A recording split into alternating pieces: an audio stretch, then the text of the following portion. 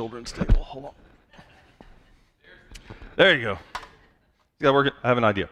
Now, I was going to ask you to turn the lights on because one thing that I learned doing youth ministry stuff for so many years was that dim atmosphere is great for like worship and singing. It really can work with that. But when somebody starts talking, you turn some lights on, man. I'll give you a brief update too. A lot of you know that Dana has been down in Alabama. Her dad was not doing real great. I don't have a ton of answers on what was going on there, except for they took him into the hospital, took him to the ER yesterday. They admitted him. They put him on some antibiotics. I assume it was some kind of infection. That's kind of what it sounds like. But he was feeling rough and was back on the oxygen all the time and a bunch of stuff like that. So they got him in the hospital. No, that was Friday. They got him in the hospital. He's had a couple of nights there. He is improving, so that's good. We actually, even when we talked to Dana last night on FaceTime, like he wanted to get on the camera and say hi to us. And I was like, oh, I recognize that guy. So he is in treatment for lung cancer. That is very serious. But he is improving. We were really worried for a while there. I'm not saying we're unworried, but he does seem to be improving, and that's a good sign. Dana should be coming back today and feels comfortable enough with his improvement that she can do that. So she should be back in time for the teen Bible study. If you're coming to that, you could see her.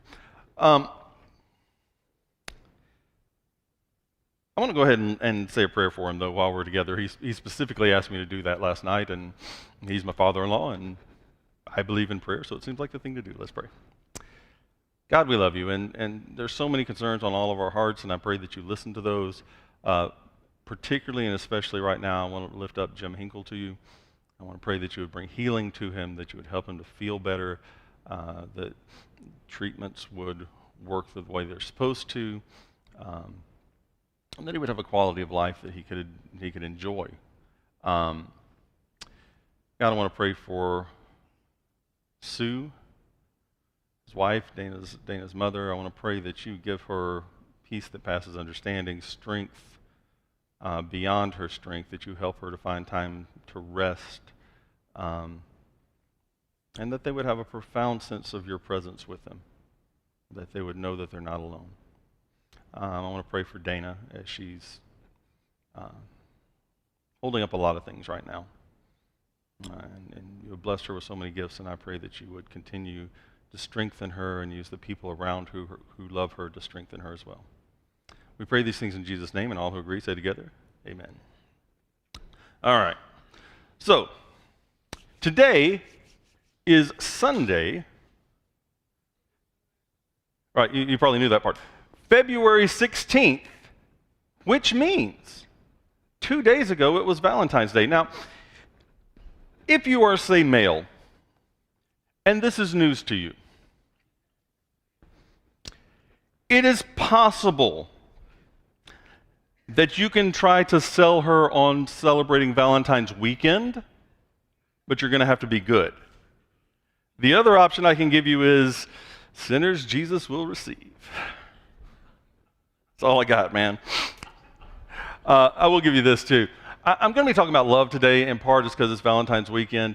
But I'm going to be talking love in the big, immense sense, the big transcendent sense.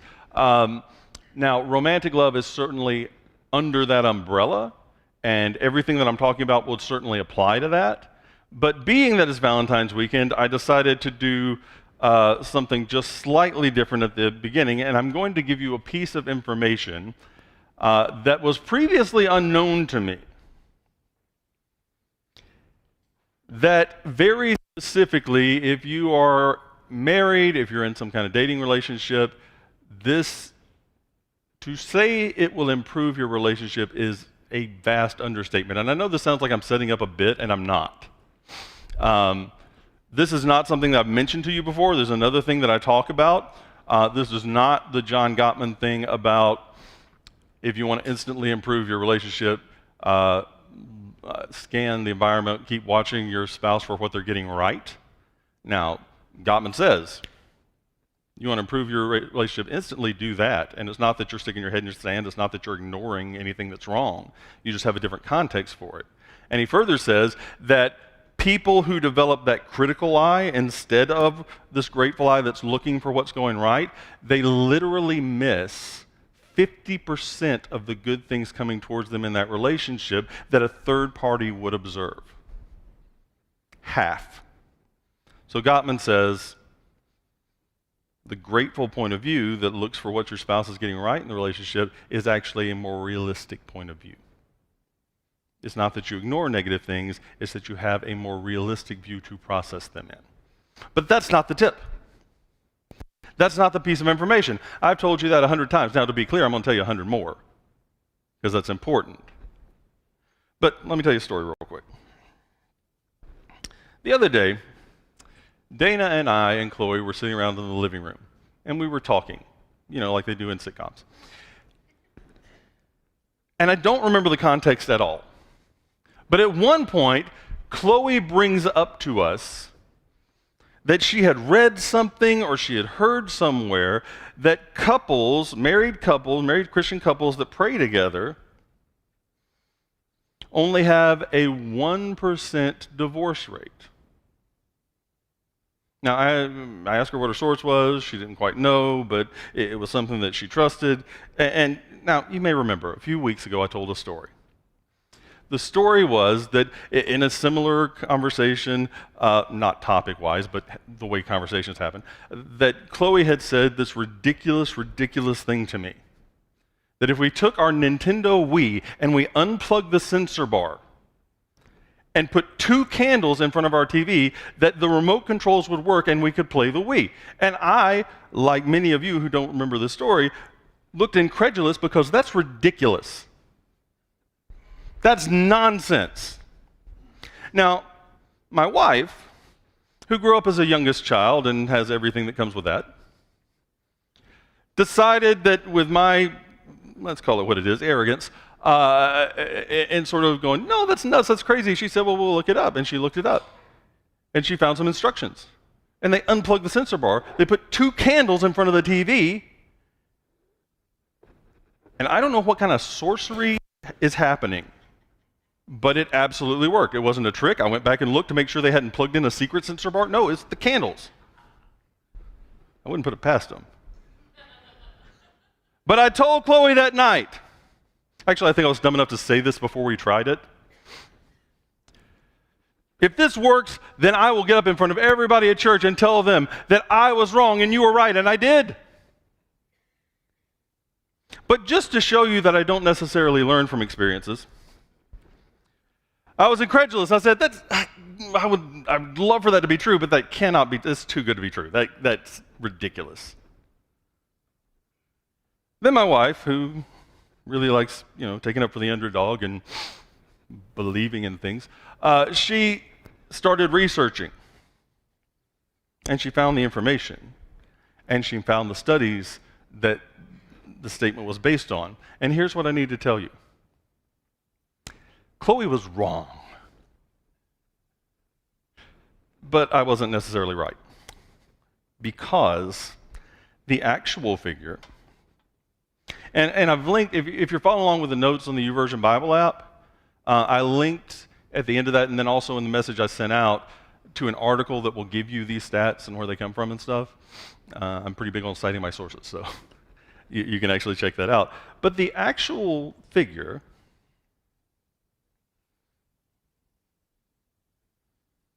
is 1 in 1,156. For couples that pray together daily, the divorce rate is 1 in 1,156. So Chloe was wrong because she didn't know how right she was. It's actually better than she thought. Now, the problem with that is that according to studies, less than 4% of married Christian couples actually try to pray together daily or even regularly. You hear me? I'm telling you that according to scientific, psychological data, couples that pray together daily, and every part of that is important, pray together daily. Only 1 in 1,156 of those couples get divorced, period. And actually, it's not just that. It's not just, well, if they do this, they hang in there. Sometimes they hang in there. You've been married for any length of time. You know that there are sometimes you hang in there. There's sometimes that it was important you made those promises. But actually, the level of marital satisfaction goes way, way, way up. Now, more recent research has been built on that, and they found that other things are significant, like if the couple actually attends church together. That makes a big deal. That's probably not surprising information. They also chart things like not just prayer, but sort of home worship activities that they do together. Do they read the Bible together? All of that contributes, but the more recent research even further backs up the data that says, but if they pray together with intention and regularity, if they do that daily, 1 in 1,156. Now, here's my question. Why would you not do that with your spouse? I'm being serious. Let me say it like this. Now that you know this, I'll give you some time to look up my sources that I'm right. I'm right enough that I don't mind you asking questions because it's just going to confirm it. Now that you know this, how can you not pray daily with your spouse? But I'm uncomfortable and it makes me nervous. I don't care. I don't care. 1 in 1,156. I don't care. So if you've heard this, especially if your spouse is also sitting in this room, if you've heard this and you choose not to do it, I want you to be ready to tell your spouse why you're choosing not to. If you want to do this, tell your spouse and start today, and I don't care which partner you are. But they need to lead. Okay, do you want your relationship to be good? I mean, I know your point's really important. Wouldn't you rather move in a good direction?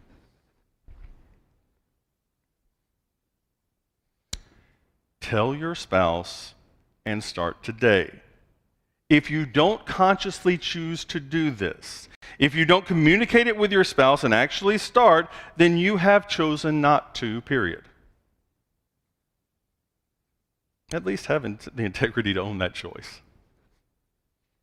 But if you want deeper intimacy with your spouse, if you want the two of you to grow closer together as you grow closer to God, if you want to see both God and your spouse more clearly, pray together daily. If you want to communicate deep love to your spouse, ask them to do this with you. If I were a betting man, and to be clear, I'm not. If I were a betting man, I bet everything I've got that you won't regret it if you start praying together as a couple. In fact, I'll go so far as to guarantee that you'll be glad that you did. If it makes you uncomfortable, let me ask you, can you think of much that communicates love more than someone pushing past their own insecurities out of love for the good of their partner and the good of the relationship? Because I can't. Now, let's zoom out for a broader discussion of love. If you're a Christian and you're reading the Bible, which you should, you're going to pick up on several themes. In John 14, Jesus tells his disciples that he has a new command to give them before he leaves them. He says it's so important, it's the primary way that people will be able to identify them as his followers. So Jesus tells them, all right, boys, I'm going to give you a new command. They've been following him around for like 3 years. They paid enough attention that they can go out and speak on his behalf. But he's going to give them a new command? All right. Got out their little notebooks and chisels or whatever they used. And he goes, matter of fact, this thing I'm going to tell you, it is so important that it's going to be like the main thing, the major thing, that people who are not my followers will look at you and it will stand out so significantly that the only explanation that they will have is that you must be my followers. That's a pretty big deal. New command that's going to do all that.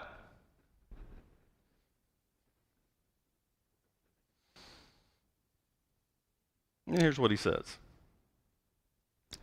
Love one another. Which is surprising because it's not remotely a new command. It's been given tons of times. He said it before. But he wants them to hear it fresh.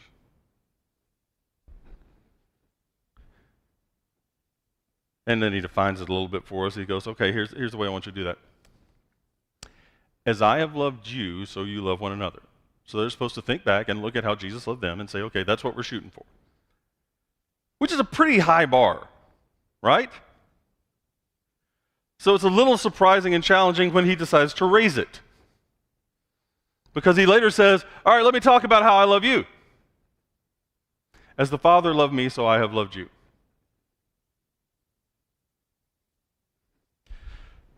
All right, boys, look at the way that I've loved you. That's the way you're supposed to love each other. Whew, that's going to be a stretch, Jesus, but we're going to go for it. Okay, and let me define what I mean.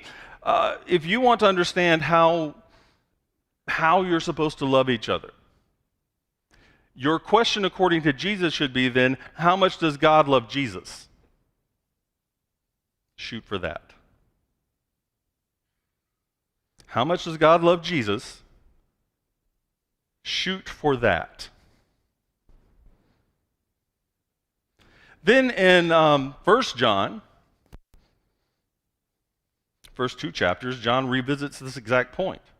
He says that if we walk in the light as he is in the light, we have fellowship with one another. Jesus' blood cleanses us, present ongoing tense by the way, from all unrighteousness. He says that if we claim to walk in the light and have fellowship with God, yet fail to love each other, we are, and this is pretty harsh language, but he means it to be, we are lying and walking in darkness.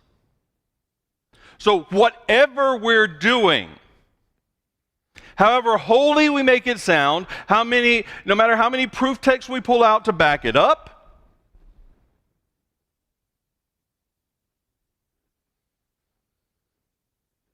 if it's without love,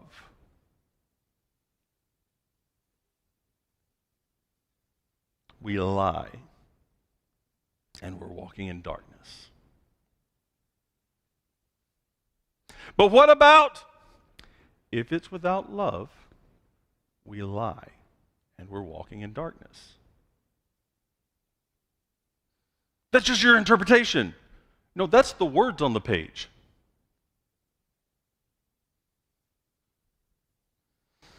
So if we look at the things that we're doing, the choices we're making, the things that we're involved in, the things where we think we're serving God, and the thing that we don't come away from it, the thing that we cannot find in it is love, no matter how much you're not cussing and watching which liquid you drink, no matter how much you're patting yourself on the back for not smoking crack this week, or murdering people. Remember that from the Sermon on the Mount, right? Jesus is like, you guys patting yourselves on the back for not murdering people? You want a cookie? I tell you that if you even cultivate anger in your heart for somebody else, you're in danger of bringing the fires of hell here.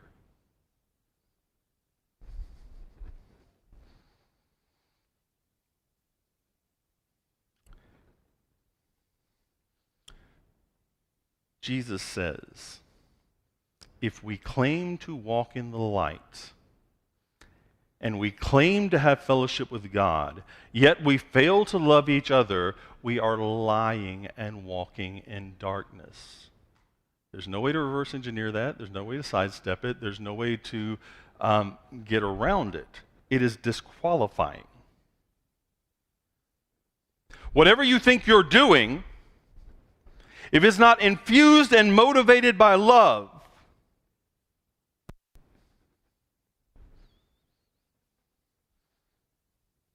it ain't from God. It ain't what God wants. I don't know why I'm at my Montgomery, Alabama roots show there.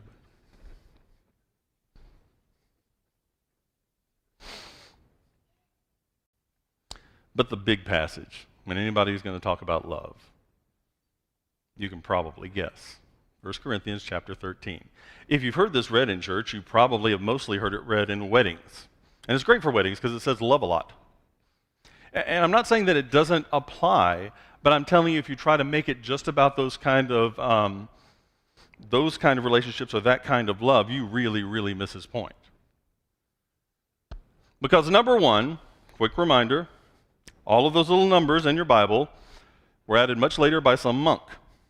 And I have serious issues with where he put some of them. I'm thankful because I get to go turn to 1 Corinthians chapter 13 instead of, it's Corinthians, just keep looking around until you catch up. That's great. But the unintended consequences are a lot of times we split up things that weren't supposed to be split up. This was a letter to a church in Corinth. It reads like a letter. He's building a case, he's building a dialogue, it's a sustained conversation. This paragraph over here doesn't ignore this paragraph back here. It's a letter. And so if you read 1 Corinthians, and I recommend that you do, you'll find that this love chapter is sandwiched between two chapters where people are dealing with, they're having all of these fights and arguments over like what spiritual gifts are and who has them and what's better. Or order versus chaos in a worship gathering and how ugly they're being to each other about that.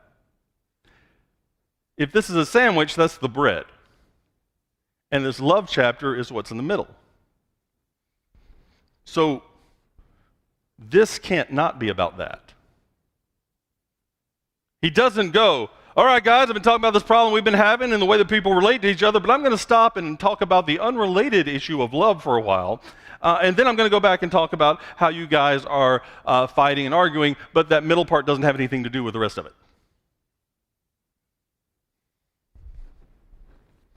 Don't buy it. It's got to be consistent. It's got to flow together. It's got to be a part of a sustained thought.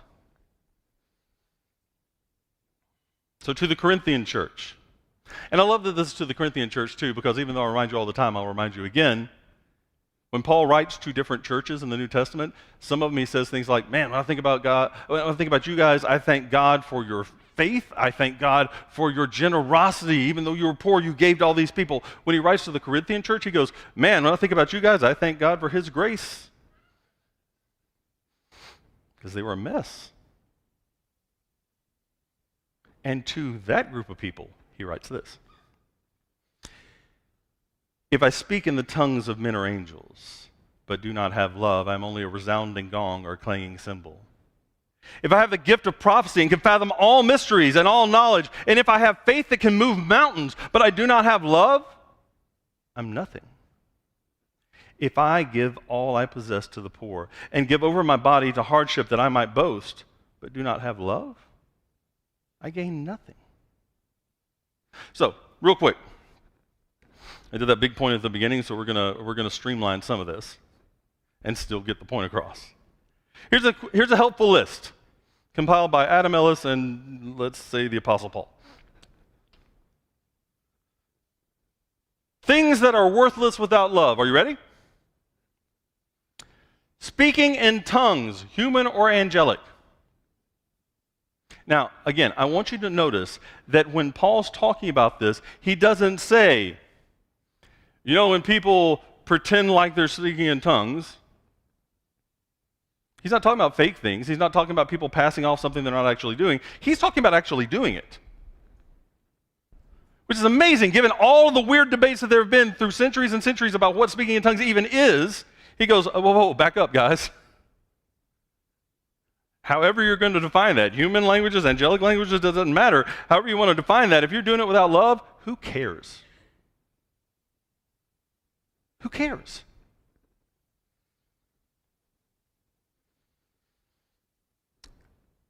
If I speak in tongues of men or angels but do not have love, I'm just making a lot of noise. What else? What else is worthless without love? Prophecy. You mean false prophecy? No. Biblical prophecy is not like fortune telling. It's not just forecasting the future. Biblical prophecy is somebody who speaks on behalf of God.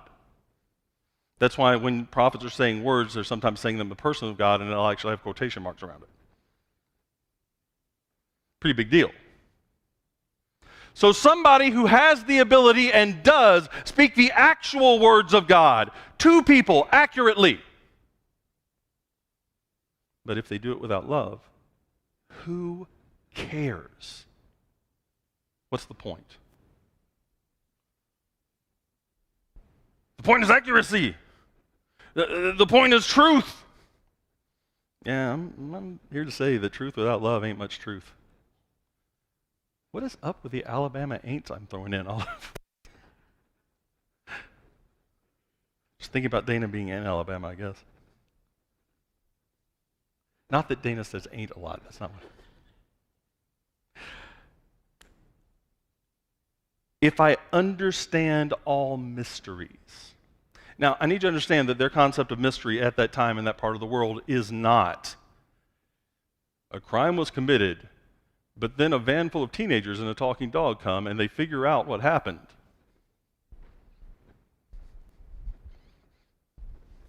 Or variations on that theme.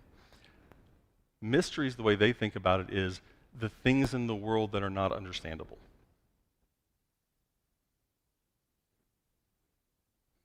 The great mysteries of the universe.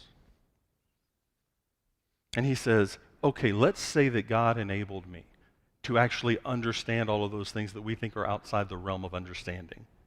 If I pull that off without love, so what? What difference does that make?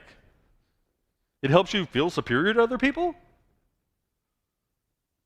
Thank God you know the answers to all the mysteries. If I possess all knowledge, if you actually were a know-it-all, in that you knew it all, but you somehow did that without love, nobody cares, including God. All right, let's really start meddling. If I have faith, enough faith to actually move mountains. I don't think he's passing this off as a metaphor. He's saying, if you had a level of faith where you were able to say, God, I believe you can move that mountain. I understand how it advances the kingdom, blah, blah, blah. I believe it, and it actually moved. But somehow you did that without love. Great, you can do magic tricks. You can probably get a TV special out of it. And the world will stay exactly the same.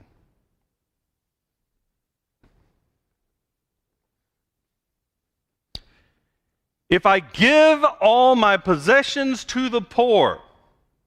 Now, in the original language, that means if I give all my possessions to the poor. There's not wiggle room.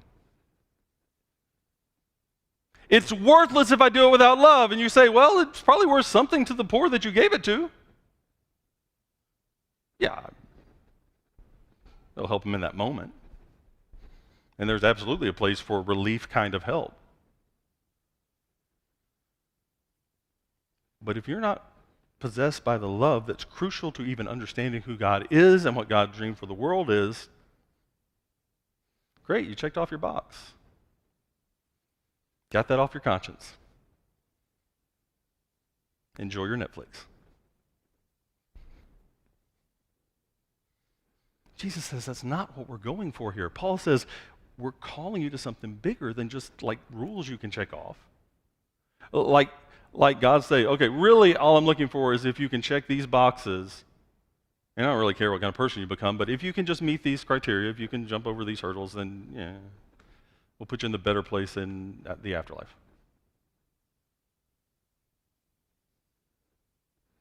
The life and death and resurrection of Jesus calls for a whole lot more than that, doesn't it? I'm not saying it's less than that,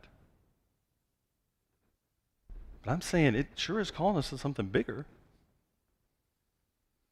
And Jesus, again, the first part, we've been studying the Sermon on the Mount and the teen Bible study, and Jesus' big point through the first part of that is, guys, it's not just the internal actions. I mean, it's not just the external actions. It's what kind of person you're becoming. It's what's going on with your heart. It has to do with your internal motivations. You can't just legalize this whole thing and look for loopholes so that you can say, God, I technically met the requirements. This is God calling you to be who you were intended to be, who he dreamed for you to be, who parts of you know that you ought to be. You ought to be this way with other people. You ought to be this way in the world, but you feel like you're struggling with it because you hold it up as an ideal, but you can't quite get yourself there. Jesus came to make a way for that, to call you into that destiny that God has for you and equip you to be there. You're not trying to be good to appease the God. You're accepting the God who says, you are loved, I have this future for you, and I will mold you into the image of Christ because I love you.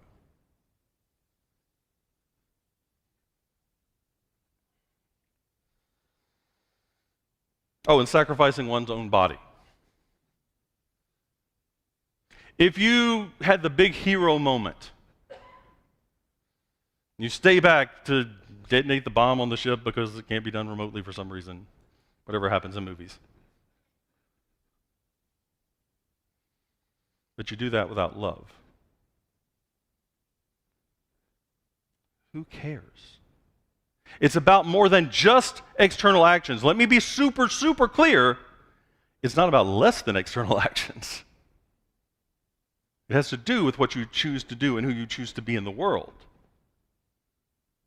But it's about a whole lot more than that because, look, when you commit yourself to becoming a Christian, you're committing yourself to the way of Jesus and you're committing yourself to letting God mold you into the person of Jesus, which means you have signed on for transformation every day for the rest of your life.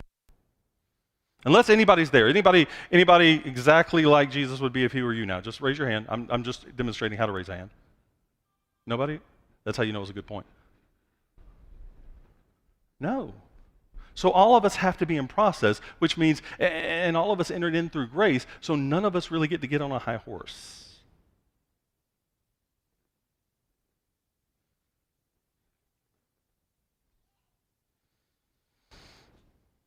Pick up in verse 4. Love is patient, love is kind, it does not envy, it does not boast, it is not proud, it does not dishonor others, it is not self-seeking, it is not easily angered, it keeps no record of wrongs. Love does not delight in evil, but rejoices with the truth. It always protects, always trusts, always hopes, and always perseveres. More helpful list from Adam Ellis and the Apostle Paul in a collaboration. Things that love is. It is patient and kind. You know, patience is one of those ideas that's great on like a Hallmark card. And great if someone is being patient with you. We're very thankful when people are patient with us. But the practice of patience is, shall we say, challenging. You've met people.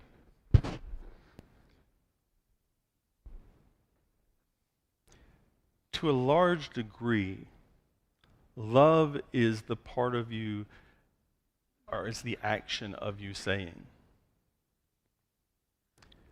you're worth my patience. You're worth kindness. I'm going to treat you like somebody who deserves patience and kindness, and whether you actually deserve it doesn't matter.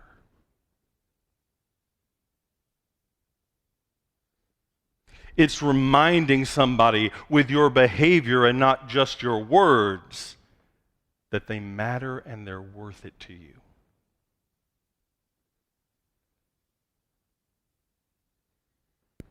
It's joyful about the truth. What does that mean?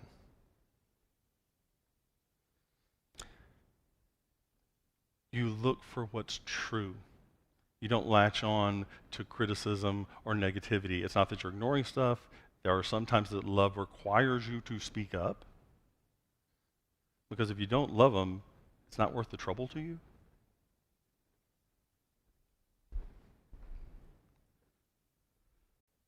Love searches for the truth. And a lot of times that has to do with the truth that you know and insist on about the person. Love searches for the truth because it doesn't want to believe what the darkness says.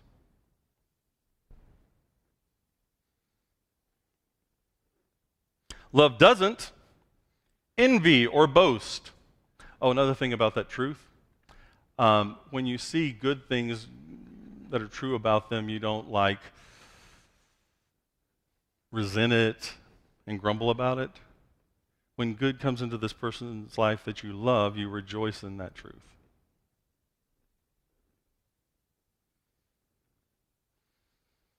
It doesn't envy or boast. You say, why would it boast? Look, I know I said we were talking about more than just romantic love, but let me back up a little bit. When Dana and I first started dating, I wasn't the secure and together person you know so well. She's done a lot of work on me, that woman. But I had some real insecurities. And the way that I coped with that at the time, this was not a thought out plan because it's clearly stupid, was I would brag and I would boast and I would come across as extremely arrogant. Because I so wanted to convince them that I was worth it. You know what I'm saying? It was like this weird self-promotion that does not do that, by the way. And I'm thankful that she was able to see past that and that her parents were able to see past that because I was full on the first time I met them. But in the context of love, the further you go into it, the more that you realize that boasting doesn't really make any sense because that person is on your side as much as, if not more, than you're trying to get it anyway, and they can probably do a better job. That they're not the opposition. How often do we get in the dumb idea that somebody is the opposition? We move them into the other camp. We move them into them and not us because we don't see eye to eye on some point.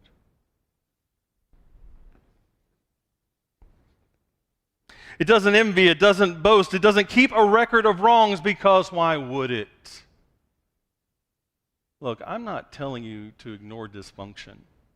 Always be pursuing the good of your relationship. I'm not telling you that there is no place where the loving thing to do isn't to put some boundaries in place. Sometimes it absolutely is.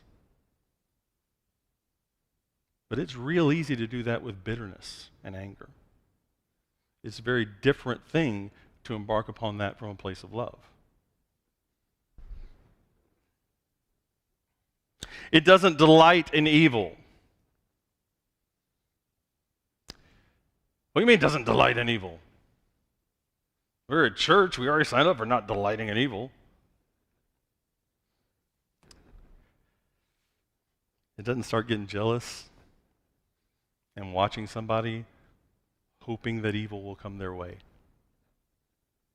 It's not waiting for that shoe to drop so it can take joy in their misery. And I know very publicly we'll all be like, yeah, that's really bad. But you know. You're saying what they did was okay? No. I'm saying what you do needs to be okay. The way of Jesus isn't as long as everybody else does the right thing too. Following the way of Jesus with integrity says, Here's where I go no matter what anybody else does. I'm going to treat them like this no matter what anybody else does. Because the ends don't justify the means. The means don't justify the ends. The means are the ends in Christianity. What does love always do? Protects, trusts, hopes, perseveres. Notice that those are all active verbs under the umbrella of love. This is love motivates you. Well, you could say one of the signs, some of the fruit of love is you will see somebody who loves doing what? Protecting, trusting, hoping, and persevering. Let me tell you a little something about being in relationship with other people in any sense. Did I make that sufficiently broad?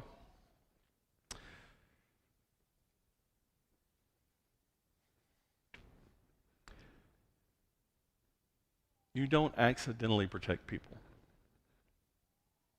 You don't accidentally trust people when you've been around them for long. Yeah, I know people get taken because they just believe somebody's words. I'm talking about in relationship with somebody. Love decides when this person is under attack, when this person is in danger, I protect. That's my move. I'm going to develop that to where it's my reflex. Love trusts. Well, that took a turn, didn't it? Protecting is one. We can get on board from protecting. We'll armor up, get the swords. It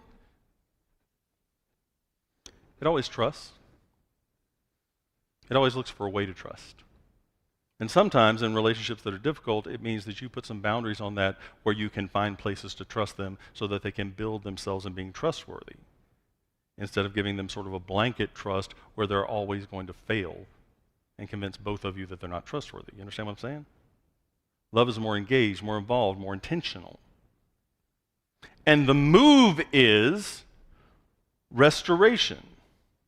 The move is, the trajectory is reconciliation. Now, they've got choices in that, and they can opt out. And I'm not telling you to be foolish.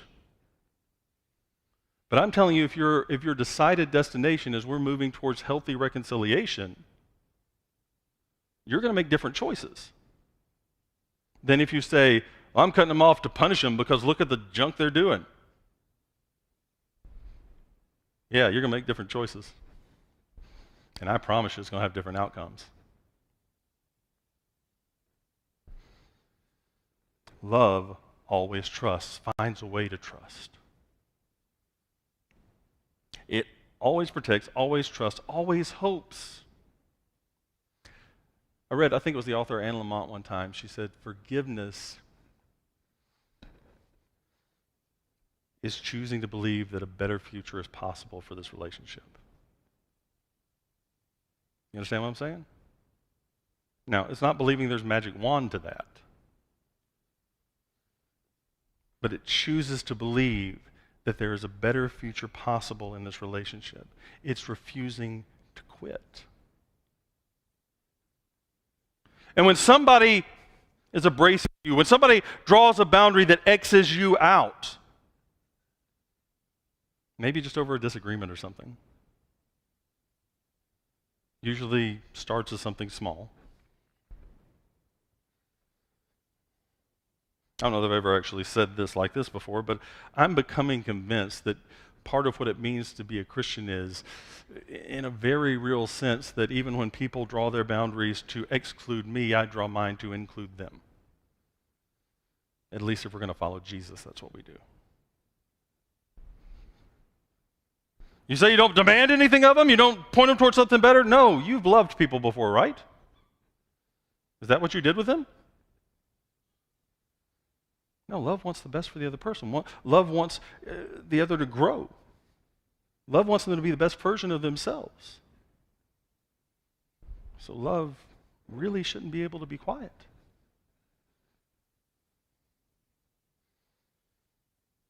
Oh, and it also always perseveres. Look, I'm not giving you a long explanation on this, but you understand. Probably from giving and receiving if you're very reflective at all. When you choose to love someone, you're saying to them, I'm in. I'm for you. I'm on board. I'm signing on. And when you do that, you're signing on to persevere. You're not saying, hey, you seem like a perfect person that's never going to present any problems. Or if you are, you're stunningly naive. Also, you're not one of those people. Right?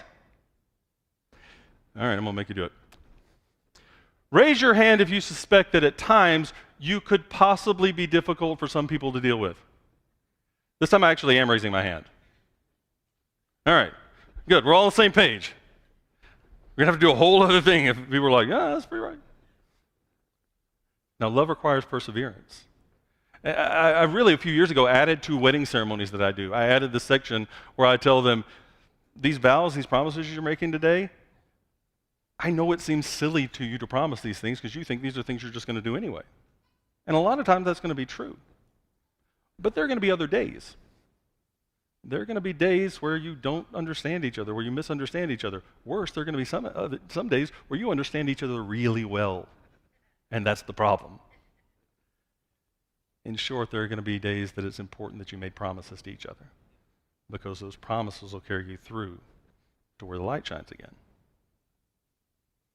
Well, this is like that. When you're in a loving relationship with somebody, friendship, Christian brotherhood and sisterhood, whatever, you're always looking for hope. You're always looking for a way forward. You're always looking for a way to build trust and be trustworthy. You're always trying to find a way forward because you believe in this person. You believe in who they can be through the grace and power of Jesus Christ.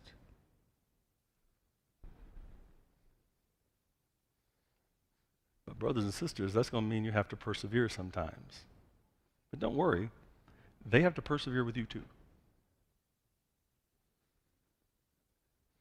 But that's what makes love so beautiful. Right? Are you really impressed by the story of somebody who two people met and the first night they clicked and everything was in agreement always and they never had any fights ever or disagreements and then they all died with smiles on their faces? Well, great. I don't really want to see that movie. And I don't think their relationship probably has a ton of depth.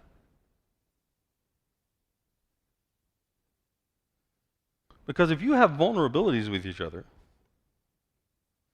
unless maybe you like grew up as twins, but I still think that's problematic in other ways, so that's not even good. There's a whole other sermon. Now, that I have not deemed necessary.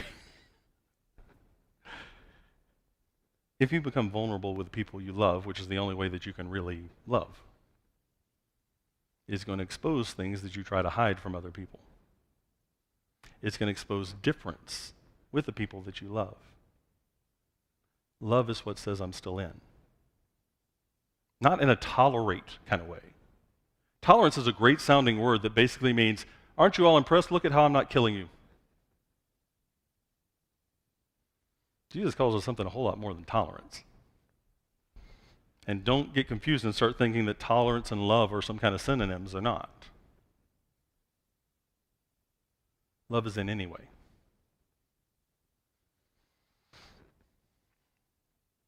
What else? If you continued reading, and you have Bibles, you can read it. I'm just going to give you the Cliff Notes. In the next section, if you were to look at verses 8 through 13, Adam's helpful Cliff Note list. Things that don't last forever. You ready? Prophecies. Relevant at a certain time, but at a certain time, not as relevant. Speaking in tongues. Also, our incomplete knowledge. Whatever knowledge we have, we accept that it's incomplete and that it doesn't quite last forever. Look, again, I just turned 49. I'm interpreting that verse a little bit differently now, about the knowledge not lasting forever.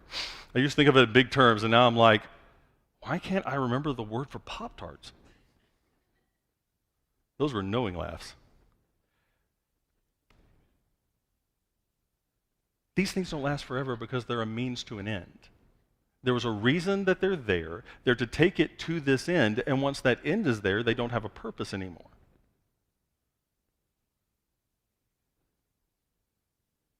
Three things that do matter now and forever are these, and it's how Paul ties up this section. Faith, hope, and love.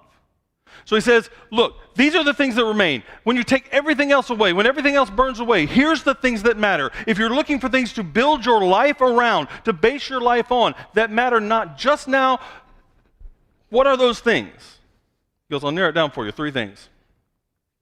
Faith, hope, and love. But then he adds this. But the greatest of these is love. I didn't know it was a contest. I didn't know it was a competition.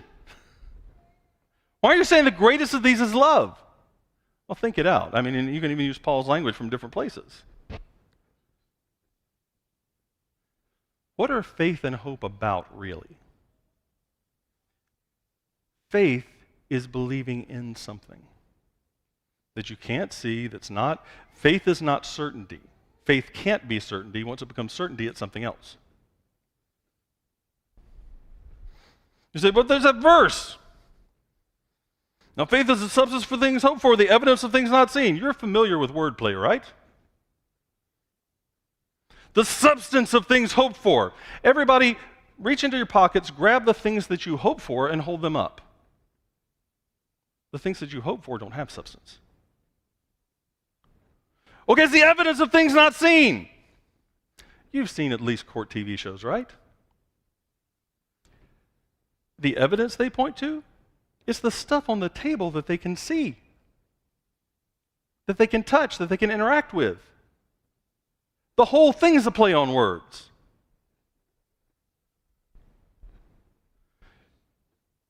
Why do faith and hope, as important as they are, not matter as much as love? Because Paul believes that there's a time when God makes good on his promises. And that what you've had faith in will be realized. What you hope for will be there. And then you can't. It's no longer faith when it's just knowledge of what you're experiencing. You understand what I'm saying? That's a different thing. It's no longer hope if you have it.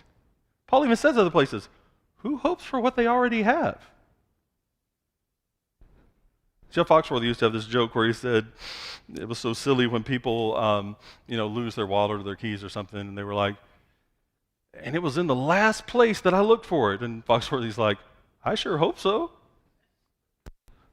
You find your wallet? Yeah, but I'm still looking for it. That doesn't make any sense. Who hopes for what they already have? How can you have faith in what's already realized? There's going to be a time when God makes good on his promises, when we enter into God's future, when you won't have to have faith or hope anymore because those things will realize. But you know what lasts forever? You know what's eternal? You know what matters forever? Love. And I've had people come to me before after sermons and say stuff like, are you telling me that what God's really calling us to is just love? They say it just like that, by the way. And I used to not know how to respond to it. I've landed on this, and I'm pretty happy with it. Try it. You think it's easy? Try it. Well, what about this other stuff where people are doing stuff wrong? Do you want them to actually listen to you, pay attention, and maybe change something? Try it with love. So I just be polite while I tell them they're going to hell? No.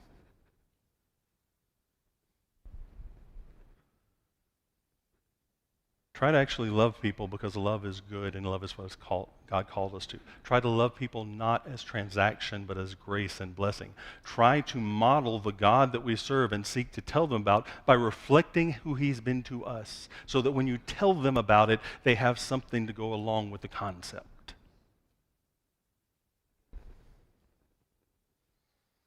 The greatest of these is love, because without love, literally all the rest of it is meaningless and worthless.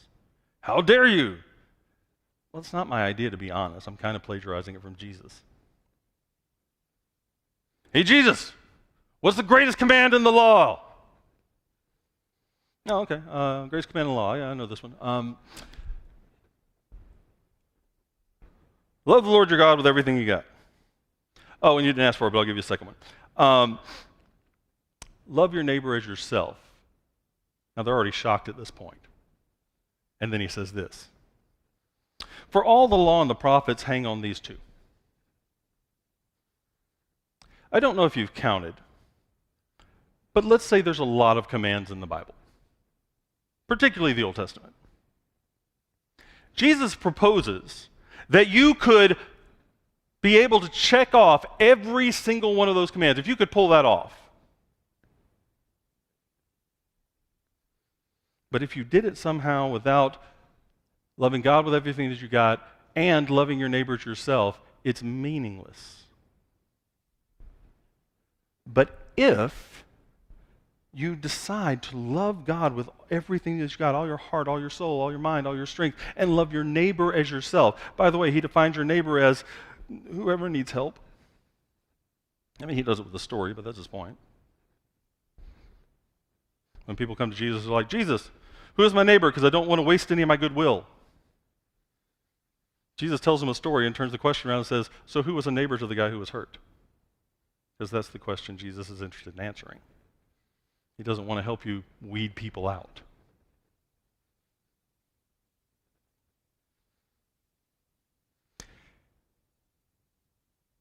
Jesus essentially implies that if you devote yourself to loving God with all your heart, with all your soul, all your mind, all your strength, and loving your neighbor as yourself, you get the rest of it.